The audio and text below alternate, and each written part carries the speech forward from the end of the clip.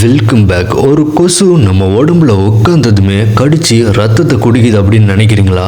அதுக்கு வாய்ப்பே இல்லைங்க. அதை பத்தி தான் இந்த வீடியோல நம்ம பார்க்க போறோம். அதாவது ஒரு கொசு நம்ம உடம்புல உட்கார்ந்து கடிக்க ஆரம்பிக்கும் போது அதனுடைய மூக்கு பகுதி மேல் நோக்கி நகர ஆரம்பிக்கும். அதுக்குள்ளார இருந்து 6 விதமான மெல்லிய ஊசிகள் வெளியே வரும். முதலாவதா 2 ஊசி நம்ம தோள்களை துளைக்க ஆரம்பிக்கும். அடுத்து 2 ஊசி அந்த துளைத்த காயத்தை திறந்து வச்சிருக்கும். அஞ்சாவதா இருக்கிற ஊசி தான் நம்ம உடம்புக்குள்ளார போய் ரத்த நரம்புகளை தேடி அதுல இருந்து ரத்தத்தை ஊறிய ஆரம்பிக்கும். அதே சமயம் 6வதா இருக்கிற ஊசி அந்த காயத்து மேல ஒரு விதமான திரவத்தை தெளிக்க ஆரம்பிக்கும். அதுதான் நமக்கு கொசு கடிக்கிறது கூட தெரியாம அந்த இடம் வெறிச்சு போய் இருக்கும். இது எல்லாமே முடிஞ்சதுக்கு அப்புறமா தான் அந்த இடத்துல ஒரு சின்ன வீக்கமும் ஒரு விதமான அரிப்பும் நமக்கு ஏற்படுத்தும். அந்த சமயம் தான் நமக்கு உடம்புல கொசு கடிக்குதுன்றதே நமக்கு தெரிய வரும். நீங்களே யோசிச்சு பாருங்க, இந்த சின்ன கொசுவா இவ்வளவு பெரிய வேலையை பார்க்குது அப்படின்றதையும், இந்த கொசுவை பத்தி நீங்க என்ன நினைக்கிறீங்கன்றதையும் மறக்காம கமெண்ட் பாக்ஸ்ல கமெண்ட் பண்ணிருங்க.